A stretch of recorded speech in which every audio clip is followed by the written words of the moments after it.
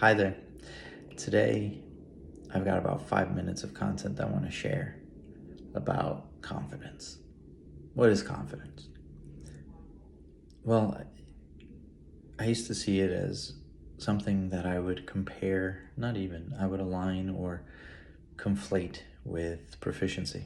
So basically, you have to have confidence that you could do something, confidence backed by a huge stack of experience, knowledge, and degrees and certifications and things of that nature. And then I realized, it's funny, I just realized as of late that a lot of the situations that have been going extraordinarily and unusually well and easy in my life, it's not where I've been confident in my knowledge, ability, or skills. It's where I've just been present and confident that I was going to stay true to myself and speak truly, because that was my intention. So I could easily see confidence being all of what I just described, but malintentioned, where somebody's working to deceive you or whatever the case is, fool you, trick you, but sell you something. But the confidence really comes mostly from the ability to be yourself, to know yourself, and to just trust that you'll figure it out. And sure, experience makes it easier, makes it look easier, makes it work easier. But even when you're in those different stages where maybe you have more nerves or you're just not sure, you're able to use it to your advantage. For me, it's just like recently I had a situation where I was talking to somebody in my family and I noticed something was off in their manner of speaking. And so I just said, listen, are you sure?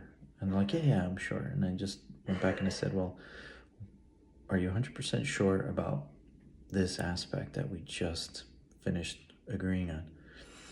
Well, and then we were able to have a really deep and more meaningful conversation.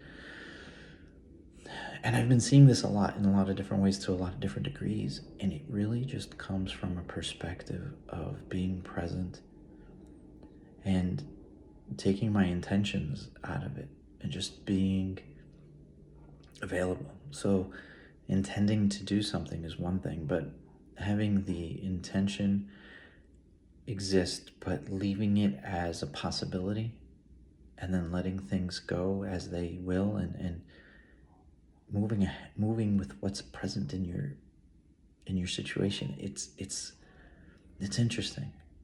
And this seems all very ethereal and non-concrete because, well, there's certain privacy that I want to protect. But what I want to just express to you is that there's this level of performance that you can achieve and tap into that is unparalleled for you when you really get to know yourself and you really get to know what matters to you.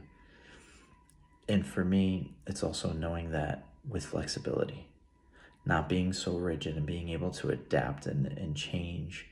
And sometimes it's being so open to the change that you're listening and going along with the conversation and you're like, wow, that is such a dramatic change.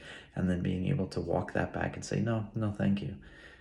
I feel like that's the best way to avoid getting conned or sold on something. It's like, oh wow, they're taking you on a journey and you're going with it, but you're going with it while being true to yourself. And so you're able to see how far away from where you were you're going, and you can think about it and be like, is that where I want to go? Do I want to buy those extra options on this? Do I really need this service that they're talking to me about? And you can really take a step back and be objective. So like you can dive into their story, go for the ride, but then turn around and be objective because you know who you are. Try that out. Try that out for confidence. I'm always talking about your path, your time, your journey. And it's all about getting to know your truth. And there's this confidence that's building inside me now from that truth. And I hope that you're able to find that as well. And I hope that you're able to harness that and make use of it. All right. Well, until next time, thanks for your time. And please be true to yourself take your time and follow your truth.